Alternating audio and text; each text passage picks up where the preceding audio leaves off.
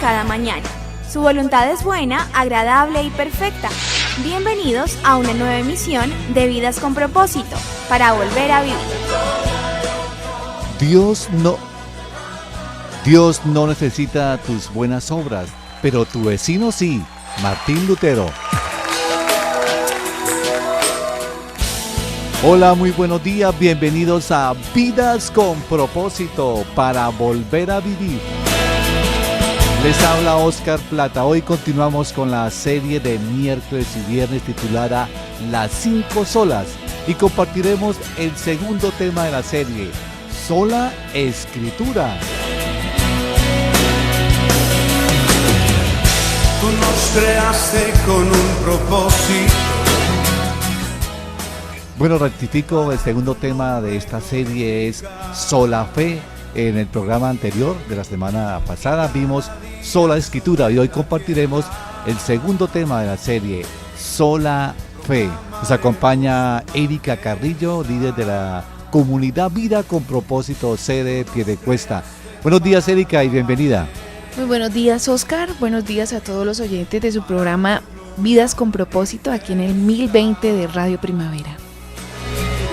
Y cada día sobre Le recordamos, apreciado oyente, que usted nos puede escuchar nuevamente los programas de Vida con Propósito y recomendarlo a otros, ingresando a nuestro canal de YouTube, colocando en el buscador de esta página Comunidad Vidas con Propósito. Allí los podrá disfrutar desde la comodidad de su hogar en cualquier horario. También puede suscribirse a nuestro canal para recibir las novedades de los programas que subimos a la red.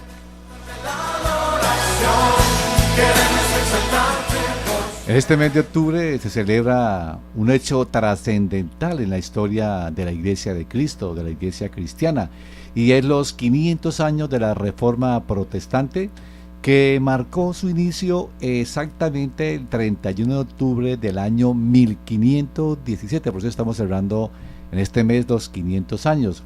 En esta fecha, el 31 de octubre del año 1517, el monje agustiniano Martín Lutero clava en la puerta de la Catedral de Wittenberg, en Alemania, las famosas 95 tesis, que era un medio de protesta contra el desvío de la Iglesia Católica, y esto fue un elemento vital para el inicio de la Reforma.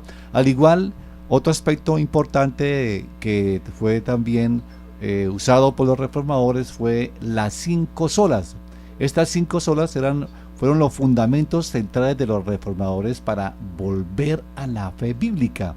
Así que hoy y en el próximo programa compartiremos la segunda sola, que es la sola fe, que en el latín es sola fide, traducido al castellano es solo por fe. Así que, apreciado oyente, esté muy atento al programa de hoy para conocer un poco más a fondo el tema de la sola fe. Estás escuchando Vidas con Propósito, para volver a vivir. Bueno, Oscar, ¿qué es sola fe?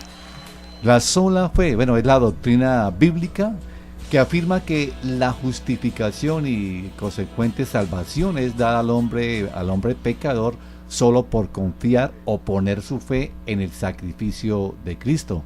Esta sola rechazaba enfáticamente la enseñanza de la Iglesia Católica, que afirmaba que la salvación fuera producto de las buenas obras.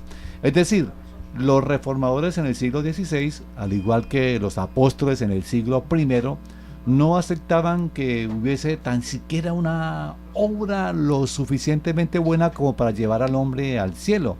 Y esto está en consonancia con la Biblia, pues la misma Escritura afirma que nuestras mejores obras son como un trapo de inmundicia.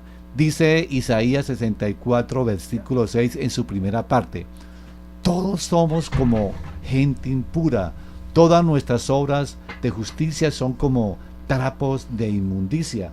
Y lo interesante es que la expresión hebrea, trapos de inmundicia, hace referencia a paños que en aquel tiempo eran usados por las mujeres para la menstruación. Eran como hoy las toallas higiénicas, ¿no?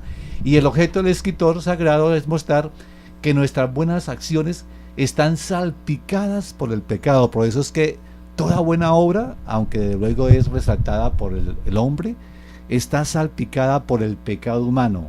Eso es otro elemento que invalida las buenas obras como un medio de salvación. Bueno, también tenemos hoy al pastor Ángelo Becerra, que está con nosotros en cada programa respondiendo a estos interesantes temas. Así que, pastor, buenos días. Buenos días, Oscar, y buenos días a toda nuestra audiencia. Pido excusa por llegar un poquito tarde, había un fuerte trancón allí en la autopista. Bueno, pastor, ¿qué es lo que pasa en el interior de una persona cuando no ha descubierto o no ha entendido la verdad de sola fe y busca genuinamente de todo corazón ser justo delante de Dios mediante sus propias obras? Bueno, cuando una persona trata de justificarse a sí mismo, sí, con su esfuerzo humano, pues vive con una carga demasiado insoportable en su alma. Digamos que Martín Lutero, antes de descubrir la verdad bíblica de la sola fe, Oscar, él vivía aterrorizado al comprender pues la santidad y la justicia de Dios. Literalmente él sentía que estaba condenado en vida debido a sus pecados y él no encontraba la manera de relacionarse con un Dios inmaculado que no puede tolerar la maldad del hombre. Así que Martín Lutero, cada vez que miraba en su interior, pues obviamente él no podía sentir paz ante el escrutinio de los ojos divinos. Él sentía que Dios lo miraba en su interior y pues claro, al tener pecado, pues se sentía pésimamente mal. En alguna ocasión alguien le preguntó a Martín Lutero que si él amaba a Dios y él contestó lo siguiente: que si amo a Dios, a veces siento que lo odio, porque al ver que él no era capaz de vencer el pecado, pues esa era la consecuencia, eso era lo que él sentía hacia Dios. Pastor, hay también personas que para callar su conciencia prefieren ignorar su condición de pecado. ¿Qué están ignorando en sí estas personas? Bueno, lo que ignoran es que sus pecados están vigentes delante de Dios. O sea, porque yo ignore mi pecado, el pecado no es que se vaya a ir de mí. Hay mucha gente que cree que ignorando su pecado entonces se podrá librar de él. Y si nosotros les preguntáramos a tales personas cómo irán al cielo, entonces un gran número de ellos diría: bueno, pues yo no he hecho cosas tan graves, yo no he robado, yo no he matado, yo no soy infiel a mi cónyuge. Bueno, algunos podrían decir eso, no todos.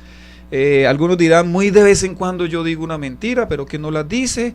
Yo no soy la mejor persona del mundo, pero yo trato de ser bueno. Yo espero que eso Dios lo tenga en cuenta. En últimas, ¿qué es lo que están creyendo estas personas? Bueno, cada una de estas personas, Erika, equivocadamente está creyendo que será salva debido a sus obras, debido a lo que están haciendo. Pero creer esto, pues es un atentado contra la obra salvadora de Cristo Jesús en la cruz. Porque sencillamente, si Cristo murió para salvarnos, es sencillamente porque nadie puede salvarse a sí mismo por medio de sus propias obras. Pastor, ¿qué sucedió cuando Martín Lutero, estudiando el libro de Romanos, entendió la verdad de sola fe? Bueno, cuando Martín Lutero lee Romanos 1:17, él logró tener la paz que tanto anhelaba su alma, que tanto anhelaba su corazón. Romanos 1:17 dice: de hecho en el Evangelio se revela la justicia que proviene de Dios, la cual es por fe de principio a fin, tal como está escrito: el justo vivirá por la fe. Después de ser justificado entonces por la sola fe, fue que Martín Lutero experimentó la verdadera paz, producto de haber solucionado su pecado, sus deudas pendientes delante de Dios, por medio del sacrificio de Jesús en la cruz. Cuando esto pasó, entonces él se atrevió a exclamar una frase preciosa que dice: me miré a mí mismo y vi imposible salvarme. Miré a Cristo y vi imposible perderme. Bueno, llegamos al punto medular del tema y a las implicaciones de la afirmación sola fe. Así que, Pastor Ángelo, revisemos con más detalle qué significa la sola fe. Lo primero que significa esta verdad bíblica de la sola fe es que Dios justifica pues solo por la fe, de ninguna otra manera. Romanos 3:28 dice: porque sostenemos que todos somos justificados por la fe y no por las obras que la ley exige. Entonces, ¿qué es la justificación? La justificación es el acto soberano de Dios de declarar justo al pecador arrepentido, no en base a su propia justicia, sino a la justicia de Cristo. Y vea, a menos que alguien se convenza de que no puede hacer nada para salvarse, entonces tal persona nunca pondrá su confianza en Cristo y por lo tanto nunca será salvo. Esta es la razón por la cual muchos hacen cosas. Ellos de alguna manera quieren comprar su salvación por medio de sus méritos. Y hay que decirlo, muchos falsos predicadores también están alimentando esa clase de pensamiento. Martín Lutero decía que la sola fe es el fundamento mismo de la salvación. Si nosotros quitamos este fundamento, la iglesia se derrumbaría. ¿Quiere decir que sin la verdad de la sola fe, la iglesia es endeble o débil? Por supuesto, no solo endeble, Erika, sino esta sola, sin esta sola, la iglesia de Cristo está muerta, porque esta sola es la columna vertebral del cristianismo auténtico. El verdadero evangelio se basa en la sola fe. El verdadero evangelio siempre nos presenta como convictos delante de Dios, necesitados de un Salvador. Pero los predicadores del falso evangelio, ¿qué es lo que hacen? Ellos ofrecen un evangelio que huele a evangelio, pero cuando usted lo prueba no sabe evangelio. Ellos ofrecen un evangelio donde usted no es tan malo, donde usted puede intentar ser mejor o descubrir el campeón que hay dentro de usted, donde usted no tiene pecados, sino más bien lo que tiene es errores, usted tiene imperfecciones por superar. Pero eso no es lo que enseña el verdadero evangelio. El evangelio enseña que nosotros somos pecadores. Usted puede estar seguro que cuando alguien le está enseñando eso, no está enseñando el verdadero evangelio. Esto quiere decir que todos somos pecadores merecedores del juicio de Dios y que no hay nada que el hombre pueda hacer para ser salvo. Así es, Oscar. Lo único que uno puede hacer, que el hombre puede hacer, es creer en el sacrificio perfecto y por lo tanto concluido de Cristo Jesús en la cruz. Lo cierto es que el mejor esfuerzo y las mejores intenciones son incapaces de alcanzar algo tan sublime y algo tan elevado como es la salvación.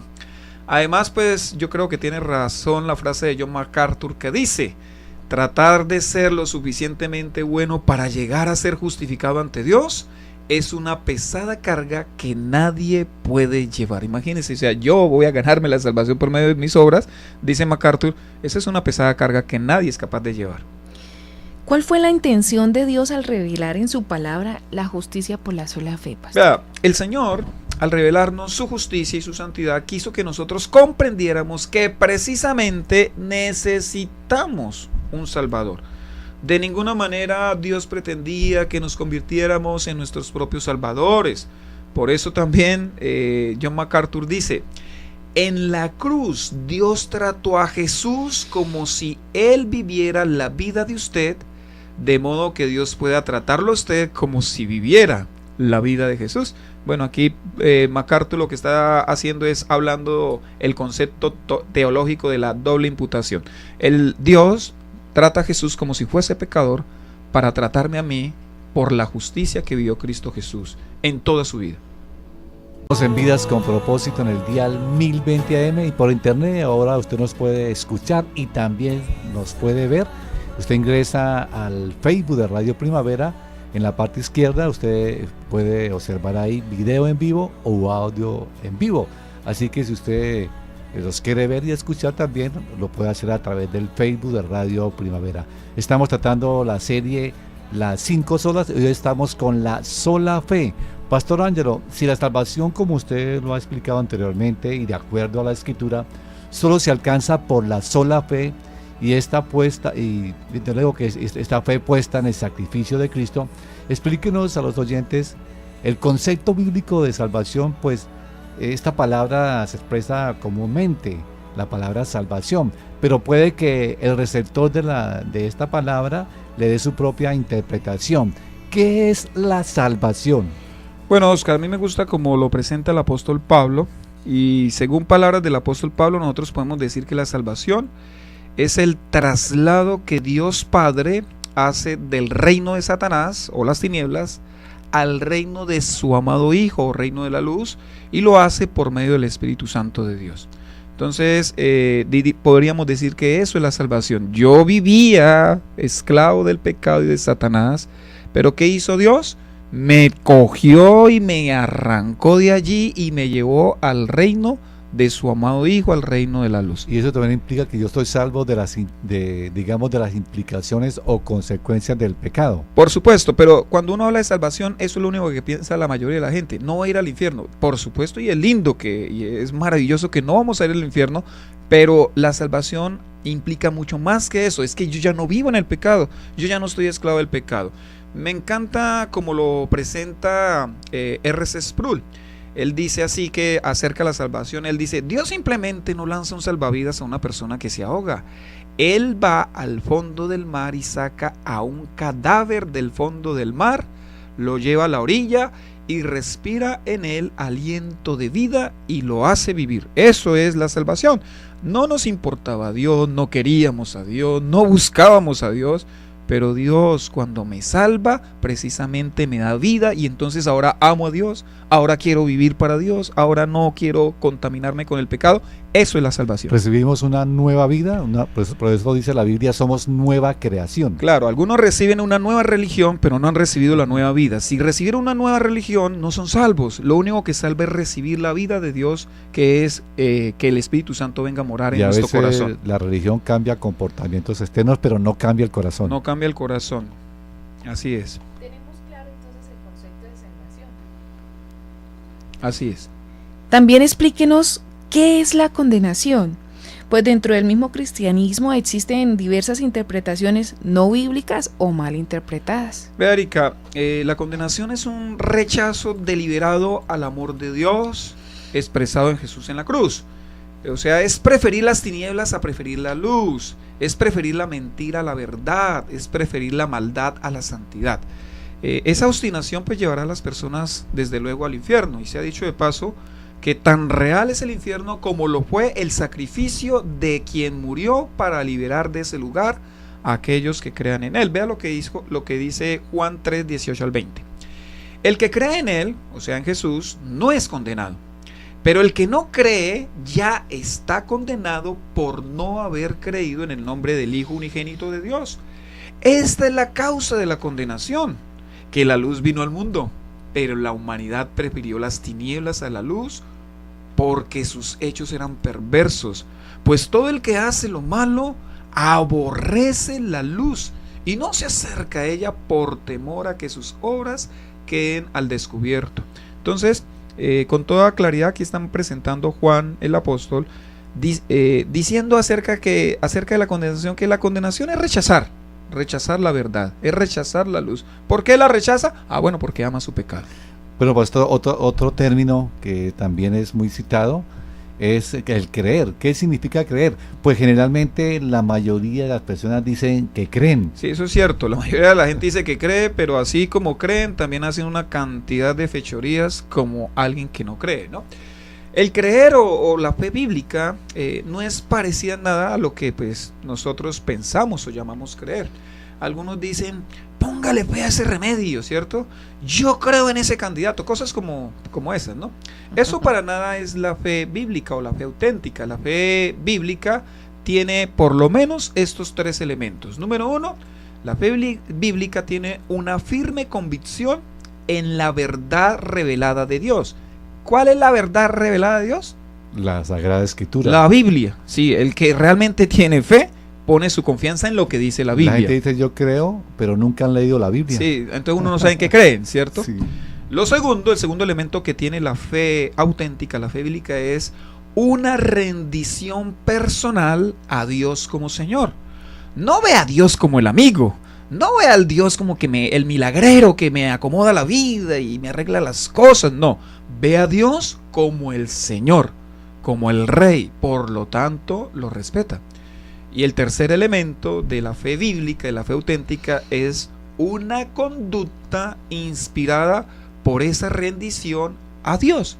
Si realmente yo reconozco a Dios, como Señor, como el Rey, como el soberano de mi vida, pues sencillamente yo me voy a someter a Él, a su voluntad. No voy a contrariarlo, no voy a hacer mi capricho, lo que yo creo, lo que yo pienso, lo que yo me propongo, sino que voy a vivir en total sometimiento a lo que dice su palabra. Un ejemplo lo cita el apóstol Juan, dice: aquel que dice que ama a Dios pero odia a su hermano es un mentiroso. Es un mentiroso o está todavía en tinieblas, no tiene la luz de Dios en él. Bueno, entonces, ¿qué sucede en el interior de aquel que en verdad cree en Cristo Jesús? Bueno, me encanta porque la Biblia dice que en una persona así, Erika, hay una paz indescriptible va a inundar su corazón. Tal persona pues va a vivir una verdadera felicidad. Esa paz y esa felicidad pues es producto de lo que otro hizo por él, no de lo que él hace por sí mismo. Esa persona camina ahorita con la cabeza en alto, con la cabeza erguida, no en base a sus propias obras, sino porque sabe que ya no le debe nada a Dios, porque Cristo en la cruz lo pagó todo. Vean los tiempos de Cristo, cuando una persona era culpable de un delito, se le encerraba en la cárcel y allí iba a estar todos los días hasta que cumpliera el total de su condena. El último día de esa condena, entonces le abrían la puerta de su celda y se le daba un certificado que decía tetelestai. Ese documento, bueno, en el griego, ¿no? Ese documento no solo le permitía salir de la cárcel, sino que le aseguraba que nunca más lo podrían inculpar de ese delito que lo había llevado a la cárcel. ¿Por qué? Pues porque ya había pagado. Cristo, pues, no deja nada incompleto. De hecho, justo antes de morir en la cruz, él pronunció esa palabra, tetelestai, que en el griego significa consumado es, pagado en su totalidad, cancelado. Así que él, por su sacrificio, aseguró mi pasado, mi presente y mi futuro. Mi pecado fue perdonado por Cristo Jesús. Después de esta explicación, pastor, ¿qué implicaciones tiene entonces poner nuestra confianza solamente en Cristo? Bueno, si alguien ha puesto su confianza en Cristo, entonces podríamos decirle a esa persona: no recuerde su pasado para recriminarse. Cuando recuerde su pasado, recuérdelo para adorar a Cristo por lo que Él hizo a favor suyo. Recuerde también que pues usted se debe a Dios, viva su presente por la fe en Cristo y esté expectante de su futuro glorioso con Cristo en la eternidad. No en este mundo, sino obviamente para el cielo, para lo que Dios nos ha preparado. Pastor, este tema de la sola fe nos indica que lo que creemos tiene o hace la diferencia no solamente en esta vida, sino también en la vida eterna. Así que en lo que realmente colocamos nuestra confianza o lo que realmente tenemos en el corazón en cuanto a la fe, determina la salvación. Sí, Oscar, así como hablamos en el programa pasado, la fe debe estar anclada en algo, ¿cierto? La fe no es ciega. ¿Dónde está la fe del cristiano? En lo que dice la palabra. ¿Qué revela la palabra? La palabra revela que soy salvo solamente por Cristo, por poner mi confianza en Él. Entonces, hay gente que se siente salva, y eso es aterrador, que se sientan salvos, pero no tienen un fundamento de su salvación. ¿Por qué los cristianos decimos que somos salvos? No porque seamos buenas personas, somos salvos porque Cristo Jesús ofreció su vida en expiación por nosotros. Ese es el fundamento de nuestra salvación. Tenemos la confianza puesta en Cristo, por lo tanto esa confianza Cristo la honrará, porque Él lo ha prometido en su palabra y Él no dejará que su palabra caiga por tierra. Impresionante que alguien crea que es salvo por lo que hace, por sus propias obras, por sus propios méritos. Impresionante que alguien que no ha puesto su confianza en Cristo, que no tiene su fe en Cristo, sienta una supuesta paz, sienta como que Dios le escucha.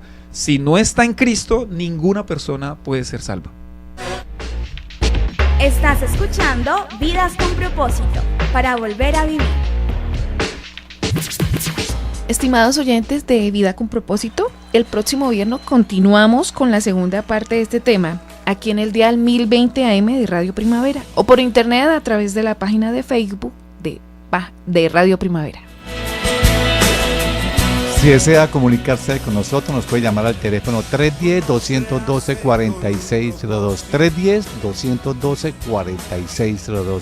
Gracias por escucharnos y que pasen un día muy feliz.